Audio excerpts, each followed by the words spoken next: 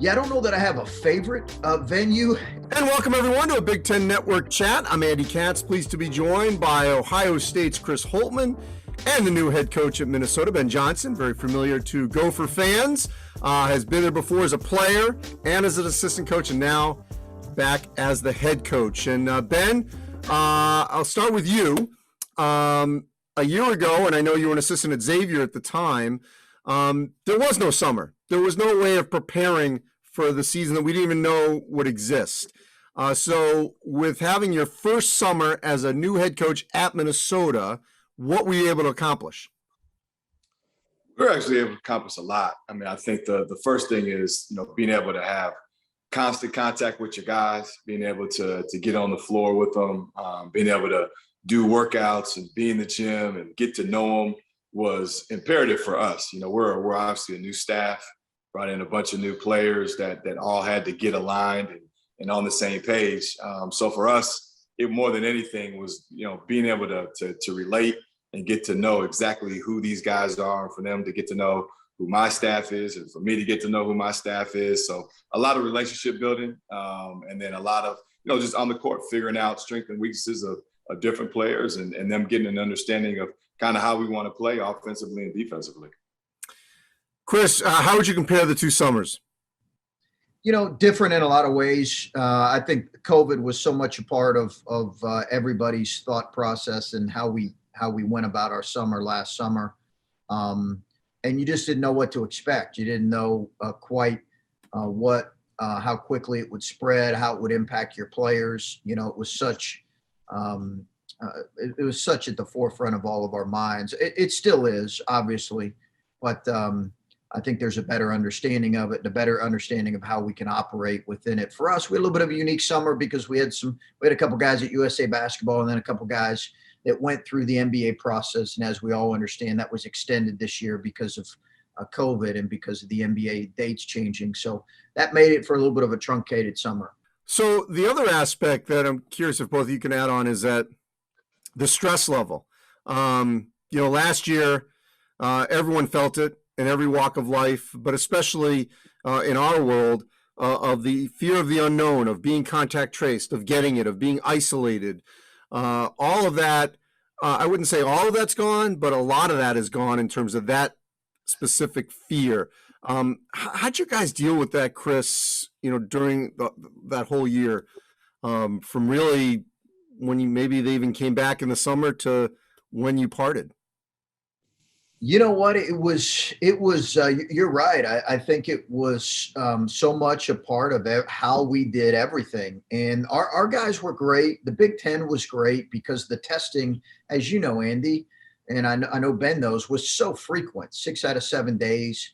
So you really had a great pulse of where your guys were health-wise. And while it did impact some of our guys, it did not necessarily impact our team in terms of not being able to play. We were more, our season was really more impacted by injuries outside of COVID, especially there at the end with Kyle. But our guys did an unbelievable job, as I think a lot of teams in the Big Ten did. We had very few interruptions as a program. I give our guys a ton of credit for that. Now, they're college kids. They want to get back and experience what college is really like. So that combined with these new variants, I think is going to make this a unique year as well. Ben? Yep. No, I agree. I think, the biggest thing is, like you said, the weight of the world isn't on these guys every single day with the new rules and new protocol. With able to have a vaccine of that everyday testing and not knowing, okay, is today the day, and kind of having to live that every single day. And I think that takes its toll on everybody, and to do it for the amount of time that these guys had to do it, and to have games riding on it, and preparation time riding on it, it's an uncomfortable feeling. And so I think now you just feel guys are freer, and I just sense it with our guys that they know, hopefully with everything that's going on and be done, we'll be able to continue kind of dealing with things the way that we've been able to do it through this summer, and kind of the weight and the pressures of that day-to-day grind of not knowing and not knowing when you're going to be able to play, and if it's somebody's positive that prevents you from playing. I think our guys sense that those days are gone, and there's a little bit of relief with that. Yeah, I mean, rhythm is the word that pops in my head. That Ben, your team at Xavier, you had no rhythm, and there were times where you guys were playing well, and then bam, you're shut down for weeks, and that rhythm, Chris, that to me now can come back. That was so hard to get a year ago. Absolutely, and the vaccines played a big role in that, because you don't have contact tracing as much of a. It doesn't impact your team as much if most of your team or all of your team is vaccinated. So you can get in a better rhythm. But I do think, Andy, we're still going to see potentially some interruptions. We're going to see some guys. We've seen it in college football already. You're going to see some guys miss games this year because we've seen some of these breakthrough cases. But there's no question the rhythm will be different. At least you hope you're going to have a little bit more of a consistent year. It won't be like it was before in 2019, but I do think it'll be different. All right, so let's go back to the fan aspect. We're all part of an indoor sport. We hope it'll be packed. It's still a ways away, so let's be hopeful. And obviously, we're seeing football stadiums packed. What will it mean, Chris, in the Big Ten? And Ben, you can speak to this because you coached in it, you played in it, so to see these arenas and these road games that are going to be crazed, hopefully again. Ben, you want to take that first? Yeah, I'll take it first. I think it's everything. I think the struggle of last year was you're trying to keep your guys motivated. You're trying to keep them excited. And then you walk out and it's like there's no juice and there's no energy. And this isn't what they signed up for. And so you're trying to constantly find ways through a long year, through stoppages and breaks, and to keep these guys, entertained and keep them up and keep them ready and keep those competitive juices going. And I think we noticed in our first home football game how much of a difference these fans make, and their energy that they provide is unbelievable. It's contagious. And I think it just brings life for both sides, not only for the fan base, but for the players. And so I think we're excited, whether it's home or away, we don't care, just to be able to have some normalcy and to be able to have that energy and get back to kind of what, this whole college basketball experience is all about is going to be exciting and something that I know we're definitely looking forward to. Yeah, Andy, this. How long has the Big Ten led the country in attendance? 43, 44 years now. The best venues, the best environments I've ever been a part of consistently. It's phenomenal. Ben's coaching in a great arena that is really hard to play in. We know that firsthand. It's hard to go to Minnesota and win. It's Williams Arena, right? It's this great facility that is the sound there. The sound is right on top of you. We have a lot of those places and great fan bases. We have a great fan base here. It's just we need them back. And you saw the fall football traditions this first week. And if you guys were like me, you were really glad to see it. From Enter Sandman at Virginia Tech to jump around at Wisconsin. Like that's what keeps, I think, a real energy around our sport. We need our fans back. I'm hoping everybody stays safe, but I hope we can pack every arena here this coming season. So look, I don't want to, I'm not here to trash the Big East. I just think the Big Ten's better. Both of you have coached in the Big East at great programs, at Butler and Xavier. But just give me a comparison of what you saw when you made that move from Big East to Big Ten, and now for Ben coming back to the Big Ten. Chris, you first. Great leagues. Both leagues are great leagues. I think that for me, what's been different, I think, Andy, is just, we talk about it. I was in the league when Villanova won the national championship. The depth of the Big Ten is unlike anything I have ever experienced, ever seen. There's nothing I can compare it to. And in the Big East, a couple of the years I was in it, 70% of our teams went 7 out of 10. And I think the other year, maybe 5 out of 10. So No question, it's a really good league as well, exceptional league. I just think the depth of our league separates us. Listen, we had teams that were kind of at the middle of our league that really performed well in the NCAA tournament this year and beat teams, really good teams, really good teams. That's the strength of this league. People who are in it know it. There is, often in league play, there's no easy win. But while that's maybe a cliche, it is so true in the Big Ten. There is not a place in this league that you can go in and not play well and expect to win. That'll be the case this year, I believe, as well. Yeah, I agree with Chris on that. I think, being a player in this league and being an assistant and then making the switch to the Big East, I think that is one of the things that definitely stood out. Is just, it's a different type of grind. And it's you got home, away, it doesn't matter. You got unbelievable tradition and programs that are in this league that don't take a backseat to anybody. I mean, there is truly 0 days off. I think the coaching is the best in the country. The preparation is the best in the country. Every single game it does. It's like an NCAA tournament game, and you have zero room for error, and you have to get your team ready night in, night out. And not that it's not like that in the Big East, but as Chris talked about, I mean, it is a different type of grind. It's a different type of player. And I think the atmospheres just add to that. It's second to none. And the tradition is rich, and you've really got to get your teams ready night in and night out to be prepared for 40 minutes of the gauntlet. All right, so you can't name your own arena for whatever reasons.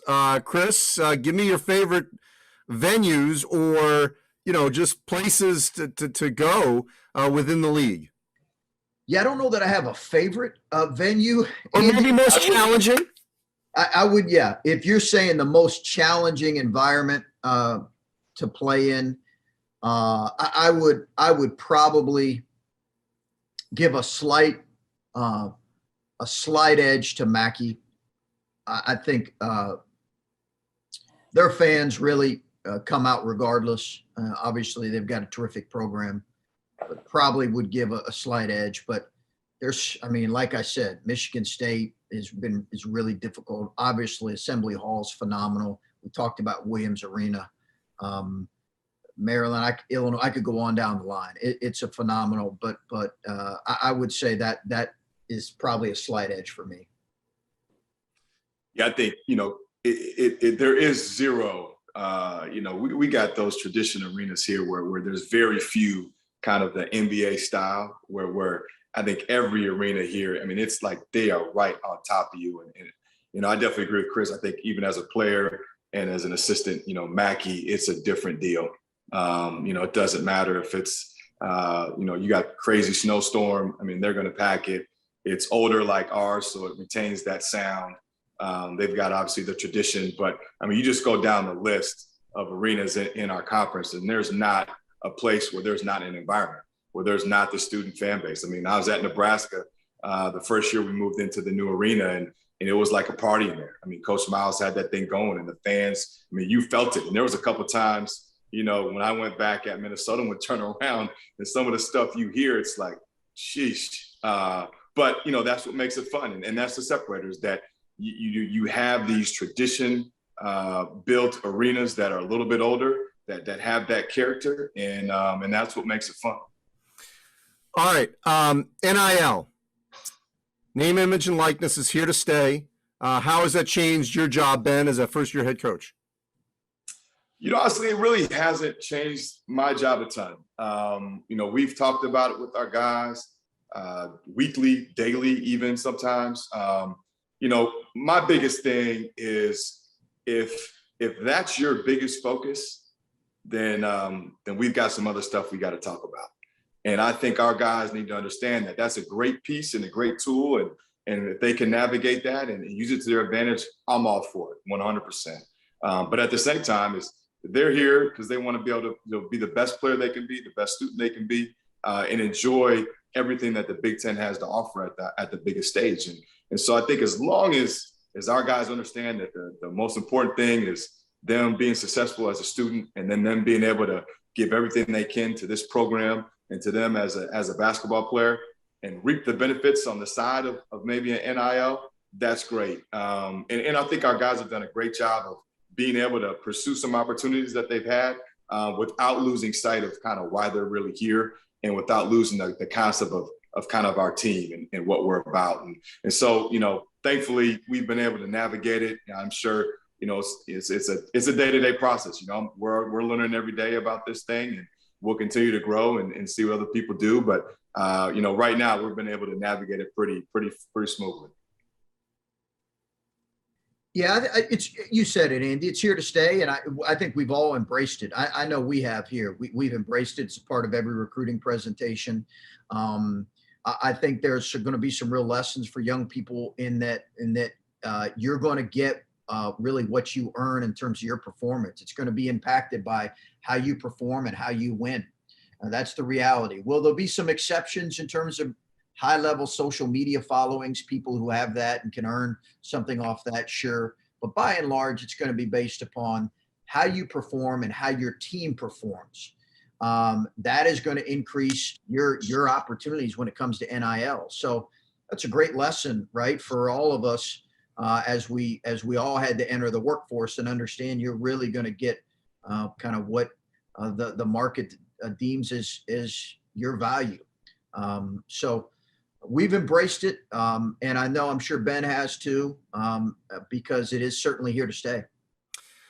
E.J. Liddell decides to come back to Ohio State. Dwayne Washington decides to stay in, and it's going to be, it's not going to be an easy road. Every individual makes their own decision. Marcus Carr could have come back for you to play you. He's going to transfer to Texas and play there. That is also the new world of flirting with the NBA, even if there's no guarantee. The transfer portal. How are you both navigating that? Ben, I'll start with you. I think it's like, it's just like the NIL. It's here to stay. And so now we just you have to figure it out. And you have to realize that, I think the days of being able to have, whatever it is, the capacity of scholarships, 13, in my opinion, are probably going to be tougher to do just because it's so hard to keep everybody happy. And when somebody knows that they can make a change and be able to play right away, I kind of get it. I remember as a player, at the end of the day, you work so hard. You want to be able to perform, and you want to be able to be on the court. So I think it's just balancing that and balancing your roster, your scholarships, being able to be smart and have that open communication with the guys, and making sure that they understand beforehand and during and that, kind of how things are going, and I think that communication now more than ever with your entire roster, as much as possible, I think is the key. But, it's something that we just continue. You gotta plow through. You got to figure it out. Because like I said, it's definitely not going anywhere. Yeah, you said it, Andy. It's the new age. And I agree with Ben. It's the new age of college basketball. Player mobility, both in terms of transferring right away and professionalization earlier than maybe what they did even 7-8 years ago. That is what the day where you have to be a first round pick before you're going to leave. Those days are long gone. Even the day where you have to be guaranteed necessarily a draft pick are probably long gone in some kids' minds. I think NIL will help in that space a little bit, especially if guys see the opportunity for them to earn some money. I think it'll help. We love having obviously EJ back. But it was the best decision for him. And that was kind of how we approached it, is based on the feedback that he got, what was the best decision for him in his future. Dwayne, I felt like was because he did get a late invite to the combine. His was a tough call and one that we were fully supportive of him. We would have loved to have him back, but we understand why he did it. And he ended up getting a 2-way contract and has to now build his career, which I'm optimistic he really will in the NBA. So it's adjusting and adapting. It can beat you up if you let it, but it's just, I think as much as anything, it is embrace this new game for what it is. And I think that can be a good thing. And last thing on this, Chris, we're also in a new era of player transfers within the league. I'm old enough to remember when that wasn't even allowed and frowned upon. And here you've got 2 players, in Jamari Wheeler and Joey Brunk, Penn State, Indiana. now playing for you. And that's just also a new normal. How are you dealing with that? Because it could happen the other way too. Well, and it did. We had a good player who was playing behind Caleb Wesson, Micah Potter, good player from Wisconsin as well. So it's part of our game right now. I think you kind of think about those, and there's an awkward dynamic to that for sure. It'll be awkward for those guys, especially, Jamari, who was there for 4 years. Now, we recruited Joey to Butler, so that was a little bit unique. But it's going to be awkward. I think Penn State's going to be, maybe a lot better than what I've got a lot of respect for how they have won in the past few years and their program and what they're going to be this year. That'll be an awkward one for Jamari. I think we open with them on the road, so it'll be an awkward one for him. But it's part of the way our game is right now. Again, that's embracing this new era. And Ben, last two things with you guys. One, both things can be true. I think the last 2 years, the Big Ten regular season has been the best in decades. And yet in the postseason, it's been hard to get a team. We've had teams in the Final Four, obviously, but to win a national championship. But last postseason was definitely difficult because there was a lot of promise of deep runs. How do you solve that one with, at the same time, the great regular season that we've had? Yeah, I think, obviously Chris would know, better than me here the last couple of years. But, I think the biggest thing is you want to continue to put our league in the position that we have been the last couple of years. When you get to the NCAA tournament, so much of it is matchups, and so much of it is, timing. Is your roster healthy? Were you clicking in? I think, maybe Chris could talk about this. I think that the grind of the Big Ten, it could be maybe for some teams, if you hit a rough patch in that late part of the season and you're going into the NCAA tournament either not as confident as you normally would, maybe a little bit beat up, maybe you've lost a couple. I do think that can impact it. There's a human nature element when you're dealing with 18 to 22-year-olds. But I also think that timing is key, and then just matchups are so important that you get a tough draw in a game, even if you're a really good seed. That can put you in a tough position. As an assistant here at Minnesota, I think we were top 4 in the league, and we drew the 12-5. That always is a tough matchup. And we had one injury that hurt us in the Big Ten tournament, so we were a guy down, and it was just a tough matchup, and we ended up losing that game to a really good team. So I think a lot goes into it, but I think that the best thing that our league can continue to do, which we have done, is put ourselves in position with the number of teams that are in it, and put ourselves in position to make a really big run in the NCAA tournament, with our play. Yeah, I agree completely. I agree completely. And think about that. Was that the middle team that you guys played? Middle Tennessee. Yeah, we played them again to go to the Sweet 16 in the next game. Yep. Really good team. We were fortunate enough to win, but I remember watching your game, Ben, like really good team. And I think to Ben's point, it's matchups. I don't know if there's one real general statement you could make that would explain it all. Again, our league as a whole performed pretty well in the NCAA tournament last year. We just had a couple ourselves, Purdue, maybe Illinois. I guess Illinois, because they were a 1 seed, who you'd say, hey, just ran into some tough matchups, or were banged up, or didn't perform quite as well. There's a number of, but I think you have to own it too. We have got to own the fact that we need to perform better. But to Ben's point, getting teams there, getting there enough. I think we'll have certainly we've had teams in the Final Four. I think you'll see more teams in the Final Four, and you'll see us break through and win it all here. And lastly, Ben, this was a great year in coaching hires for giving earned opportunities to Black assistant coaches, Black head coaches, for moving up. And it just seems like, it was the opportunities were there, and the right hires were made. And, hopefully this is a trend going forward. Just your overall thought on just the coaching carousel, which I thought was maybe the best it's been in terms of diversity hiring. Yeah, without a question. I think you definitely saw a lot more opportunity given.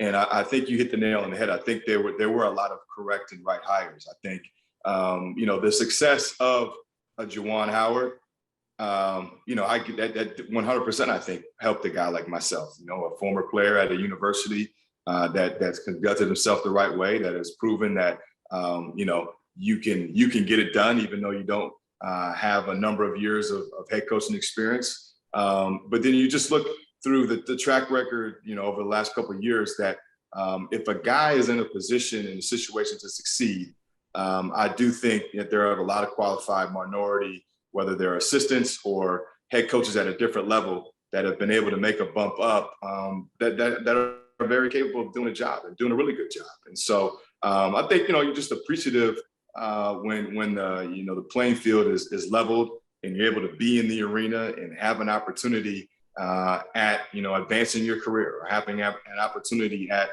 living out your goal and your dream. And so now it's our job to do it the right way and to be out there every single day and do what's right for our program, our university, our community, and represent college basketball the right way, and be out there and to compete. And hopefully we're able to open doors for others down the line, and we'll continue to see a pattern of just having a lot more diversity when it comes to hirings.